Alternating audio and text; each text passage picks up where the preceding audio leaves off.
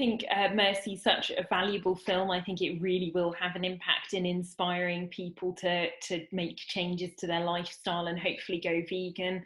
I think it's an entirely appropriate film for people who aren't vegan yet too, and I really hope that it will be those people who will watch it and engage with it as well.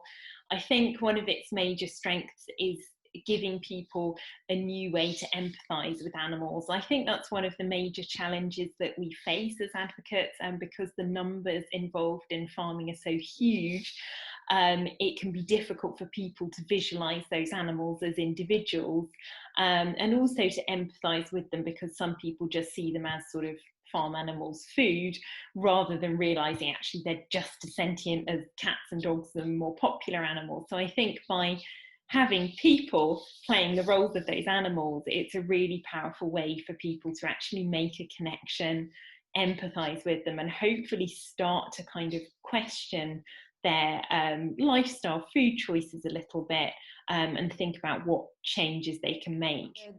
There are elements of actual footage of animal cruelty within it. Do you think that would be too distressing, or do you think it's important that it's seen? I think it's important that people have the opportunity to see it. I think people will ultimately have to make a personal choice as to whether they feel it's something that is right for them to watch.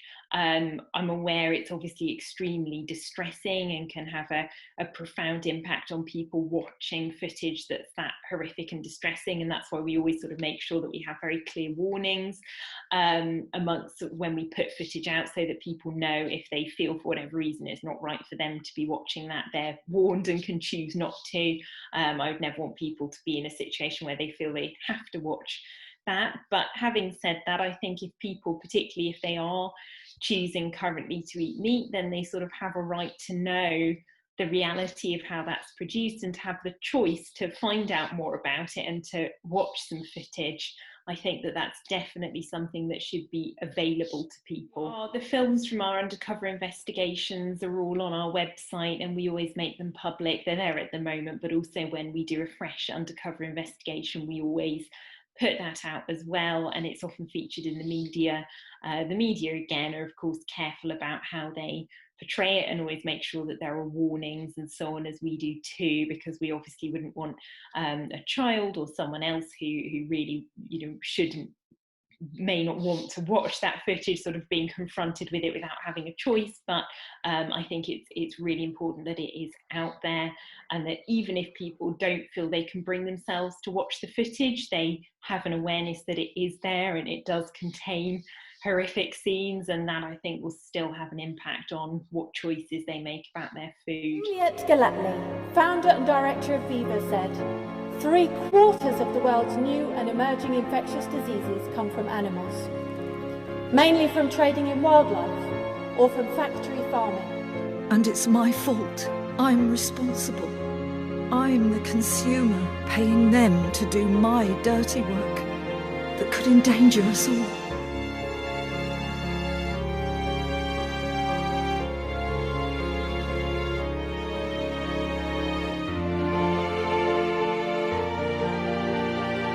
It was a long fight for it to be allowed as evidence. I work in an abattoir.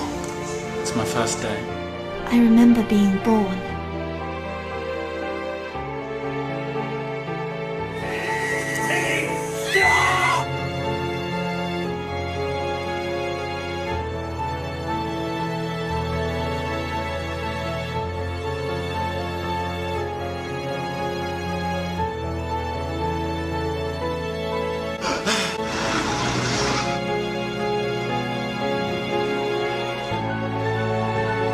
I'm sorry.